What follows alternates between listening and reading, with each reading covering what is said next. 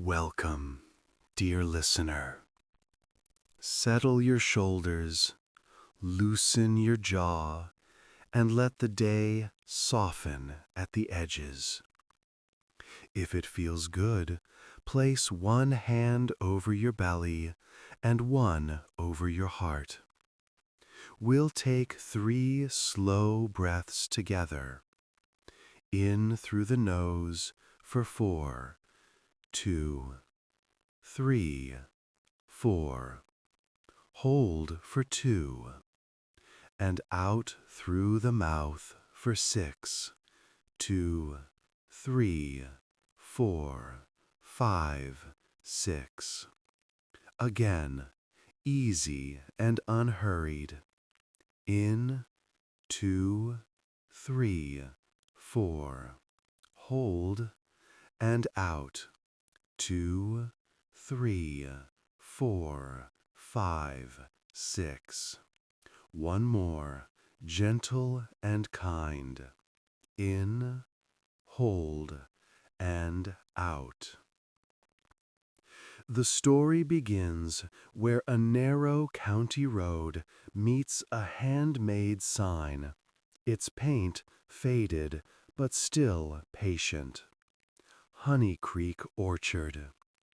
Beyond the sign, a gravel lane hums under tires, a soft hush hush as stones shift and settle. The creek keeps company with the lane, braided silver where it slips around smooth rocks and low roots.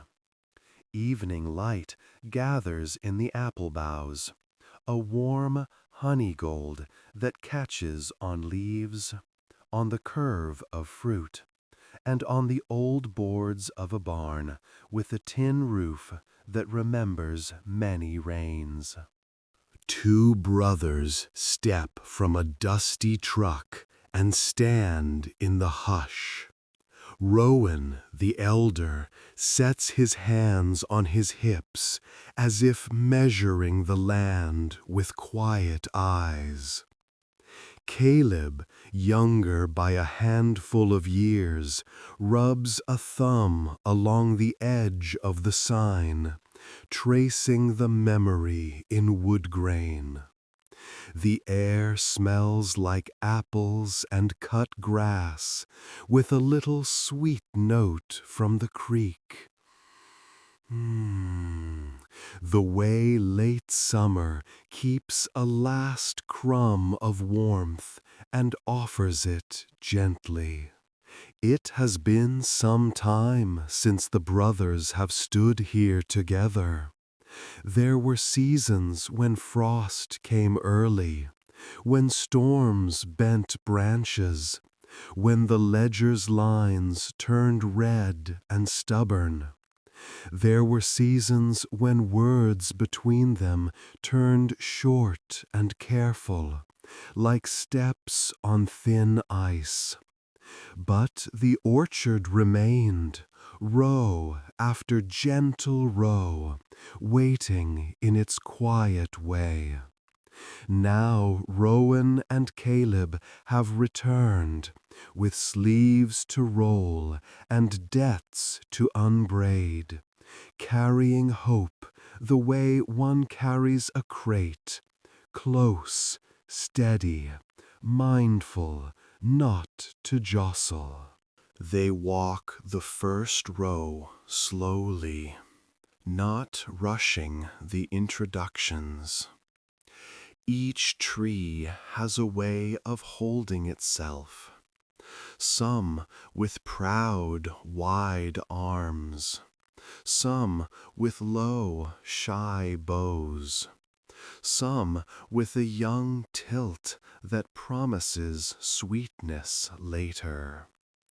The apples are blushed and speckled, as if the sun had whispered secret names across their skin. A soft breeze makes a sound like pages turning.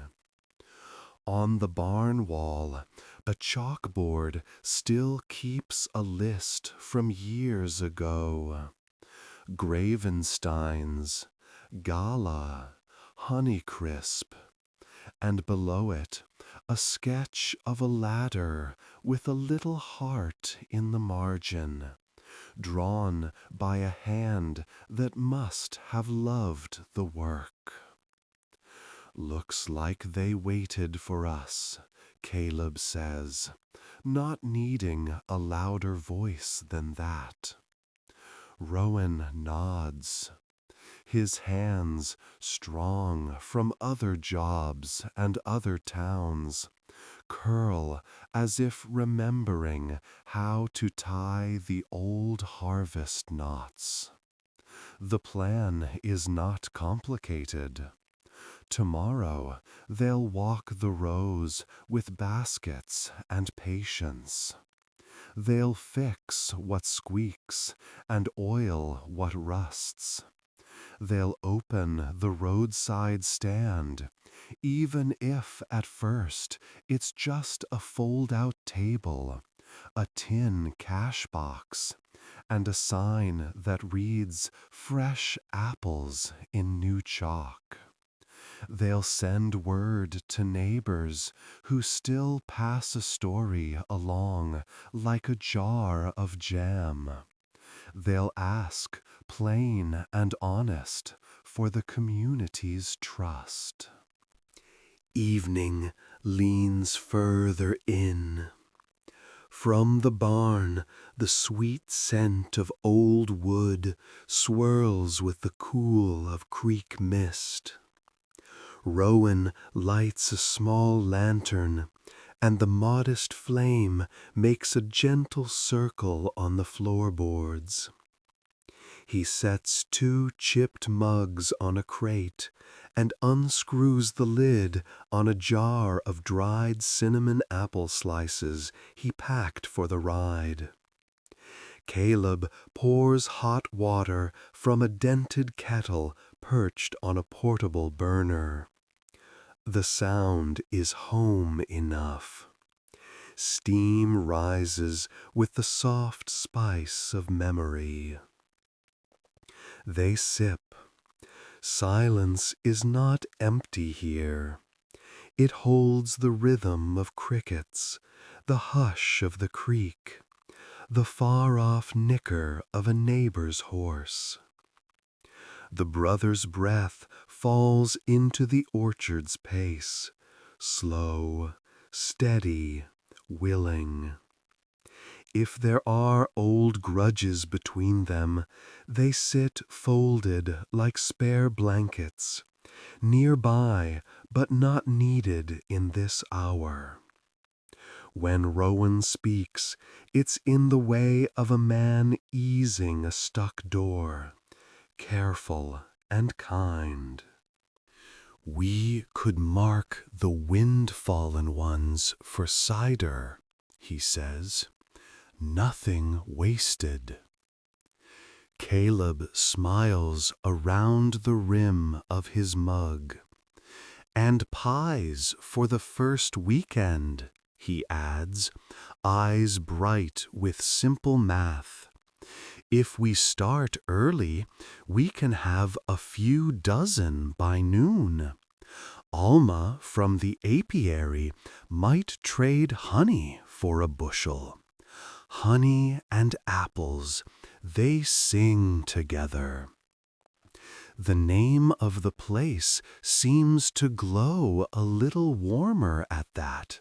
Honey Creek, slipping easily on the tongue. They make a soft inventory.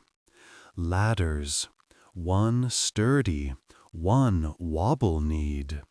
Ropes, frayed but willing.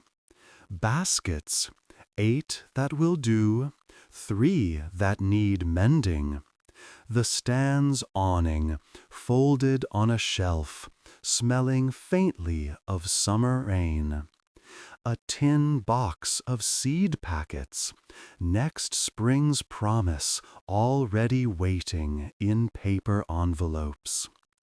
Every note they take feels like smoothing a wrinkle, like setting a room to rights for a beloved guest.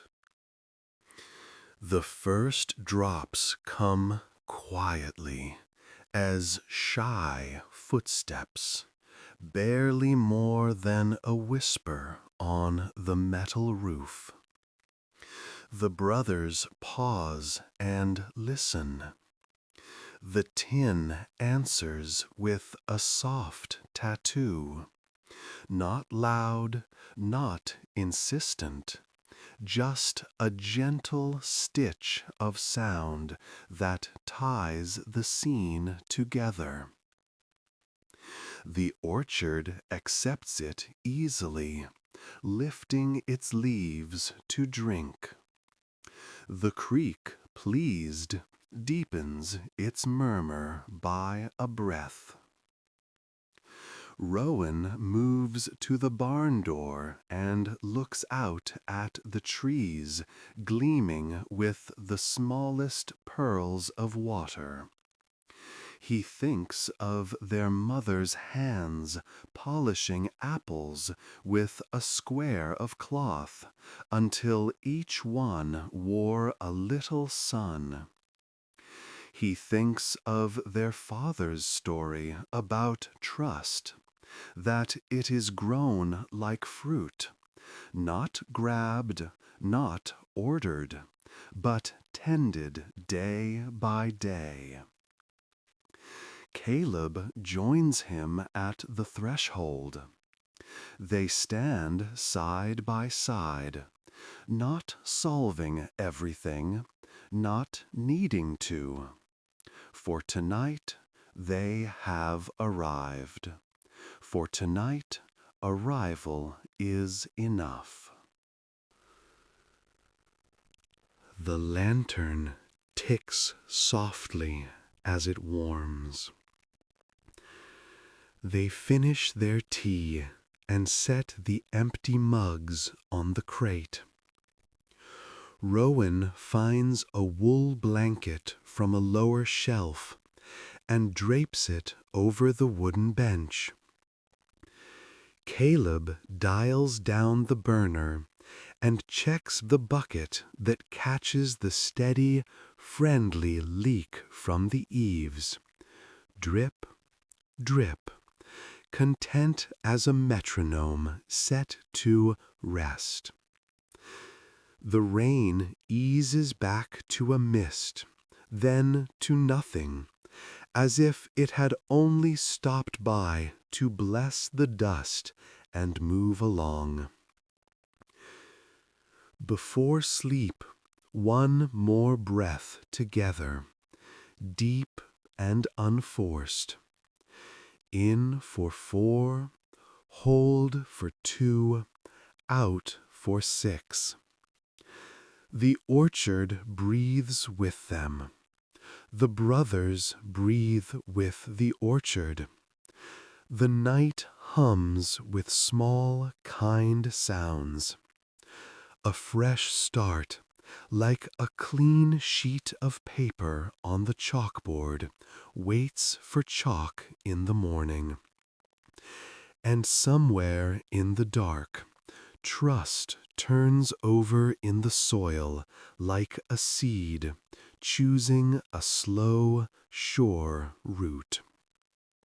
Dawn comes with a hush over Honey Creek, a pale ribbon of light unspooling between the rows. The grass is cool and pearled with dew. The barn's tin roof pinks at the edges. The orchard shakes out its leaves like a sleepy choir clearing its throats.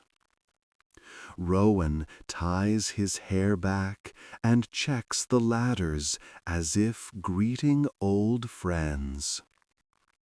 Caleb paints fresh chalk over the sign. Fresh apples today. then adds a small heart near the corner without thinking about it too much.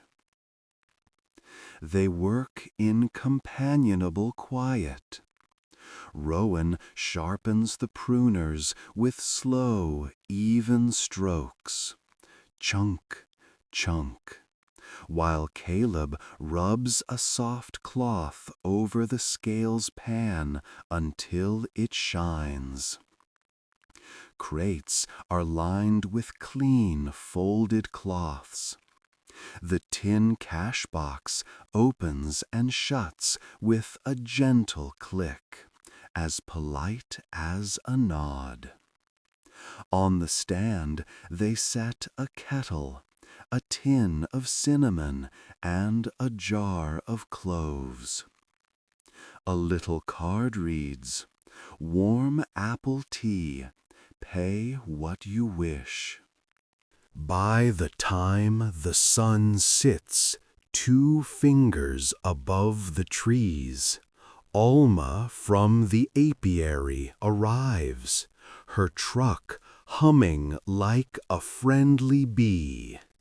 She steps down in her work boots and carries a crate of amber jars that catch the light and hold it. "Morning," she says, voice low and smooth, as if not to startle the air. "Try this season's clover honey, soft as a hum." Rowan opens a jar and tastes with the tip of a wooden spoon, eyes closing at the floral hush that follows. "Mmm," he says, and the word is almost a prayer.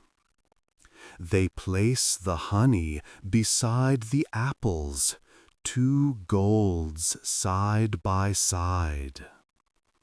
"We'll settle up at week's end," Alma says. "Sell what you sell, return what you don't." She leaves the crate without counting the jars. Trust, set down like something sturdy. Caleb nods, a little breath catching in his chest, and then smoothing out. "Thank you," he answers, meaning more than just the honey. The first customers come as the light softens fully into day. Neighbors in flannel and denim, a teacher on break, the mail carrier on her loop. They drift along the rows, palms grazing low branches, heads tilted to admire color. Rowan offers slices on a wooden board, the cut edges shining with juice. The crisp, gentle snap of each bite is music. A few people linger by the stand, warming fingers on the paper cups of apple tea. Mid-morning, Mr. Dwyer walks up the lane.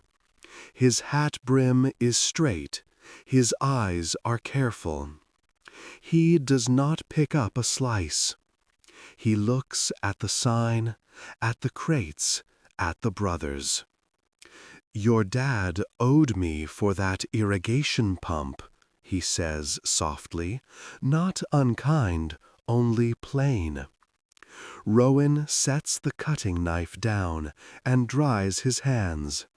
He reaches beneath the stand and brings out a small ledger, its cover newly wiped but still marked by a life of numbers. "I know," he says. "We've written it first on the list. We'll pay each Friday from sales until it's clear. If we fall short, Saturday too." He slides a plain white envelope forward, a first installment counted in quiet evening light the night before.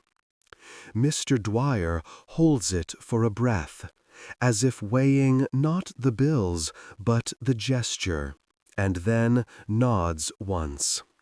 He tucks it inside his jacket, takes a slice of apple at last, and smiles when the juice finds him.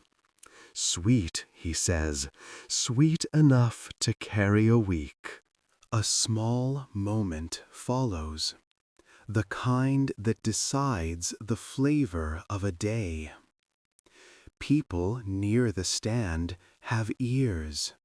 They hear the words, the softness of them, and something loosens, like a knot remembering how to untie. Orders begin to layer. 5 pounds for sauce, a bag of mixed for eating, and a box of seconds for pies. Caleb makes a hand-lettered sign for the bruised ones. Still good, still sweet, and the price is friendly. Leela from the bakery arrives in a flour-dusted apron and takes 2 boxes of seconds without inspecting each apple. If it tastes like this, she says after a slice, the crust will sing. Near noon, Caleb notices the needle on the scale wavers even after he zeroes it. It leans a whisper heavy. He checks again. Still heavy. His stomach gives a little tumble. He calls Rowan with just the tilt of a chin. The elder brother tests the weight with a known pound of nails from the barn. The needle overshoots by an ounce. Rowan's face is calm. He turns the chalkboard and writes big enough for anyone to see. Scale runs heavy by 1 ounce. Will round down. He adds a smile that looks like a crescent moon. Customers glance, read, and nod. Some laugh softly. Some add an extra coin to the tin. Fair's fair, someone says, and the words breeze through the orchard like a kind wind. Caleb's shoulders lower. He didn't know he'd been holding them high. Breathe, Rowan murmurs, as if he were talking to a skittish branch.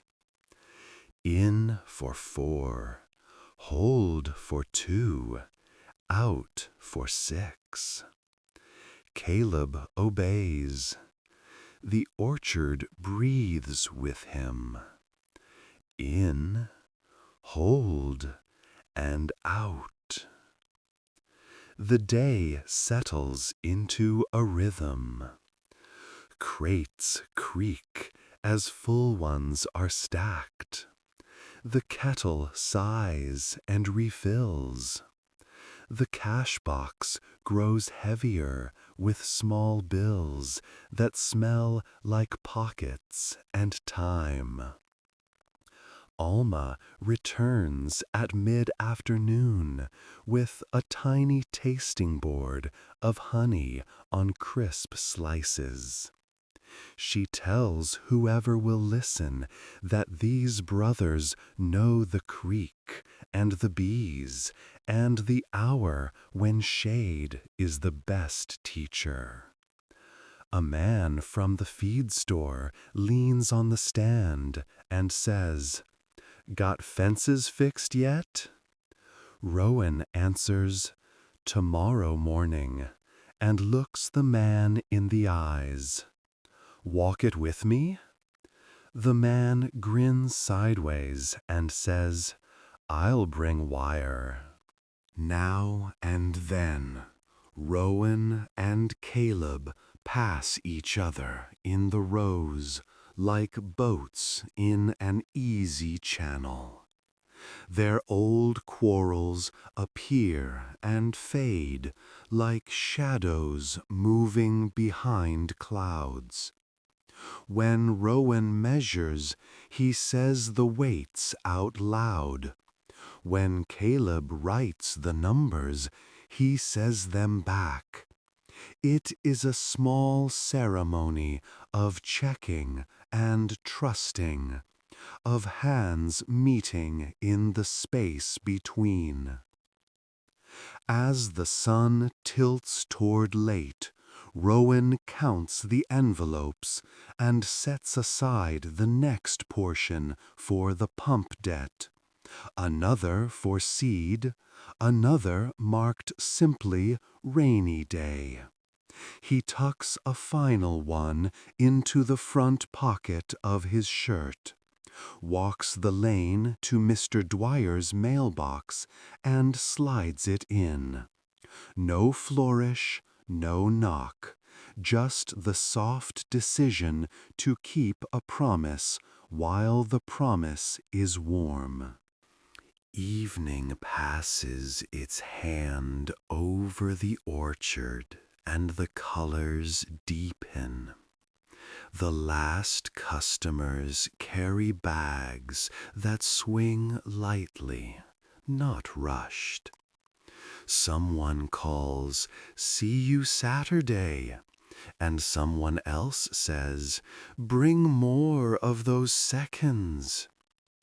The stand grows quiet. Rowan sweeps the floor of the barn as Caleb folds clothes and wipes the scale. They leave the chalkboard's note up, a little flag of their way of doing things.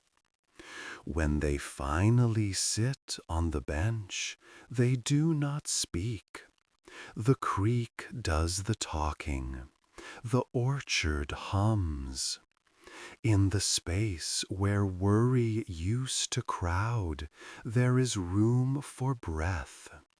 Trust has not been demanded, it has been invited, and it has begun to arrive. One jar, one slice, one small, honest ounce at a time. Evening folds itself over Honey Creek like a soft shawl.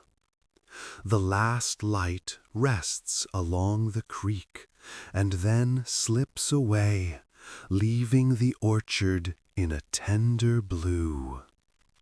The brothers move slowly now, work easing into ritual.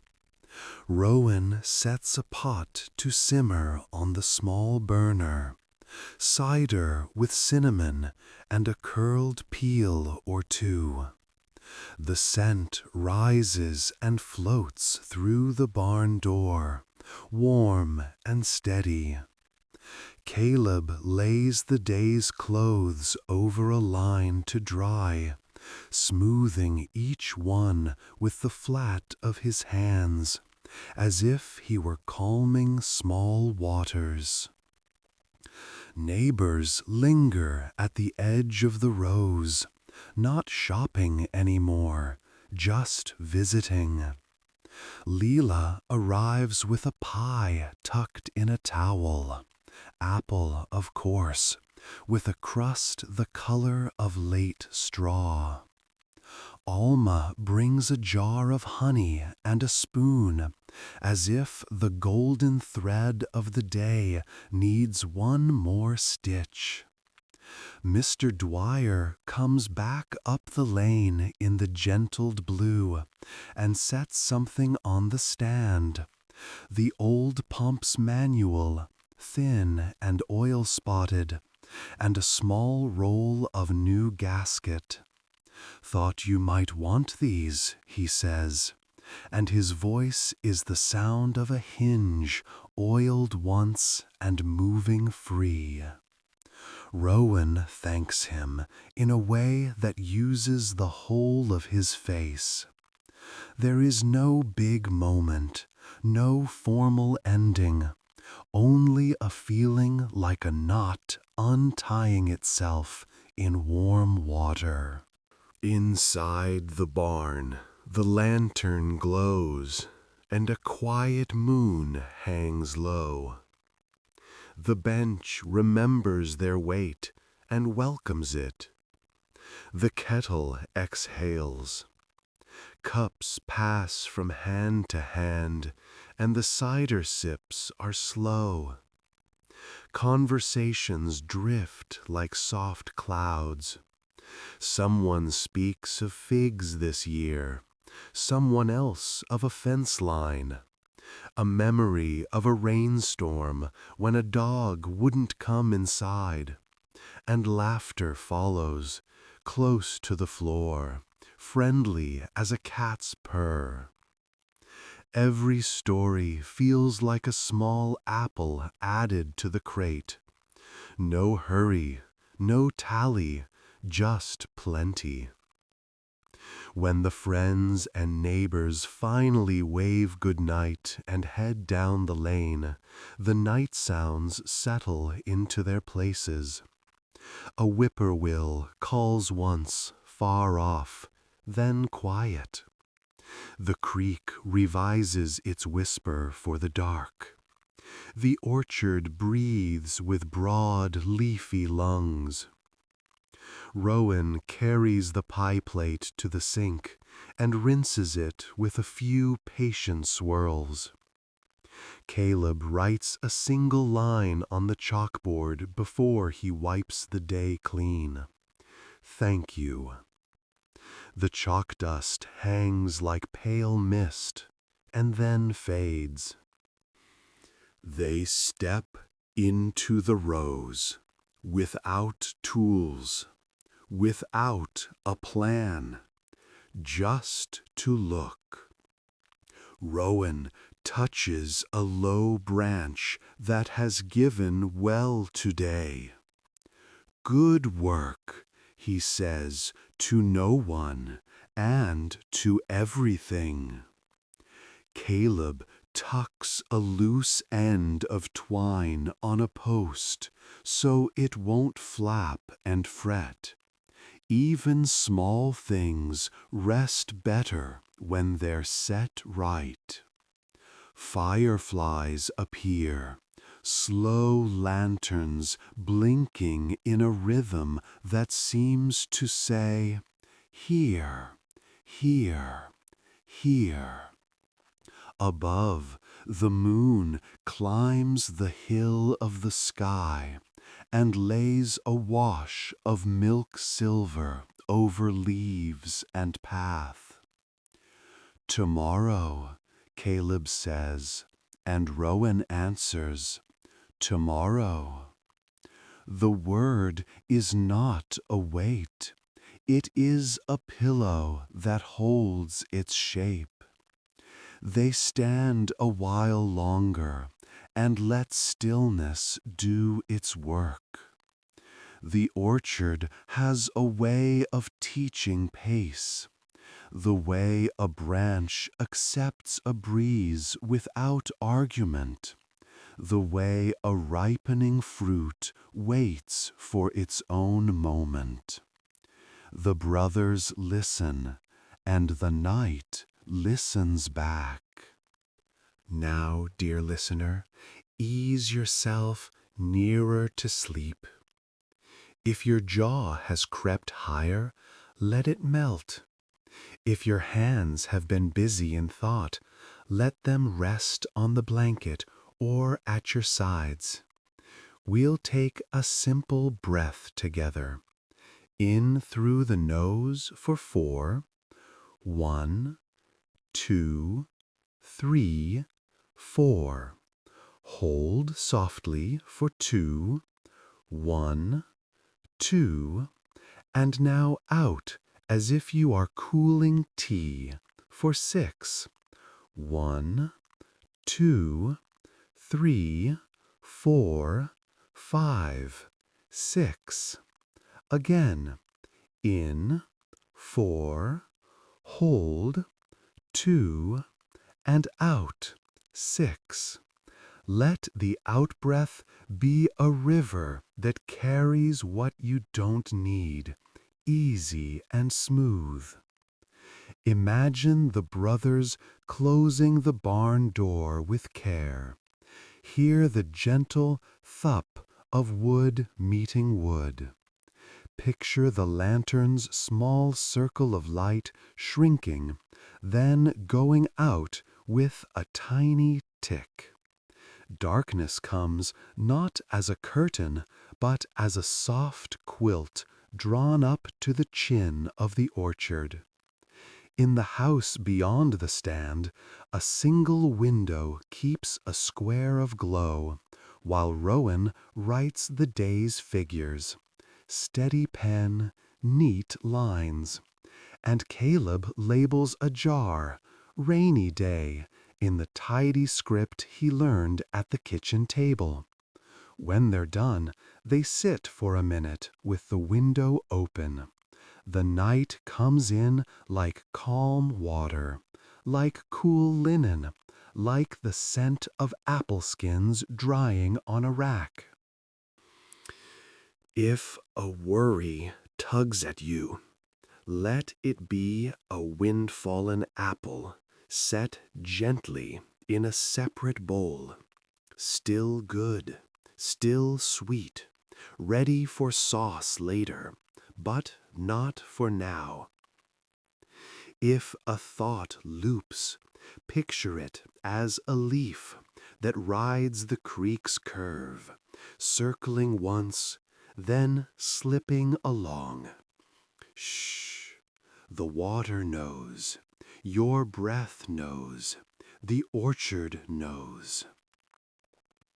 You might count if counting helps, not sheep, not bills, not steps, apples, 1, resting in your palm, cool and friendly. 2, set into the crate, a soft thud like a heartbeat under a quilt. 3, a blush at the shoulder, a faint scent of honey when you bring it close. 4, 5, 6. Each number is a little heavier with peace. If you lose your place, good. Let the count wander down the row and into a pocket of moonlight. Let it go on without you. Rowan rinses the cups. Caleb folds the last cloth. The brothers speak good night in voices that already know sleep. When they drift to their rooms, the floorboards answer with small, pleased sighs. The house, like the orchard, is old enough to have opinions and kind enough to keep them soft. Outside, the creek etches its silver sentence. The leaves say, hush, hush. The crickets keep time. The moon keeps watch. Now your breath is slower. Let your shoulders settle deeper, as if they've found the bench's groove made just for you. Feet heavy, calves soft, knees easy, hips unhooked from the day, belly loose as a sail when the wind goes gentle, chest warm, throat open, face smooth. Eyelids are like two good leaves laid together. If sleep is a harvest, it is not hurried. You do not reach up and yank. You wait until the stem whispers yes. The yes is here. The yes is yours. Trust has been tended. The rows are in order. Debts are on their way to being done. The stand is swept. The sign can stay as it is. The orchard will keep watch while you rest, steady as a heartbeat, patient as the moon. One last breath together, only if you wish. In for 4, hold for 2, out for 6.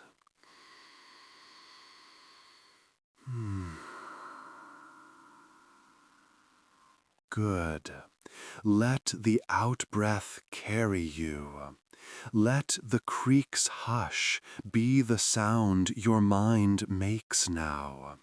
Let the night draw its quiet over you, the way Rowan draws the latch, like a promise kept. Everything that matters is unbroken. Everything that can wait will wait. Sleep now, softly. Hummy Creek keeps the watch.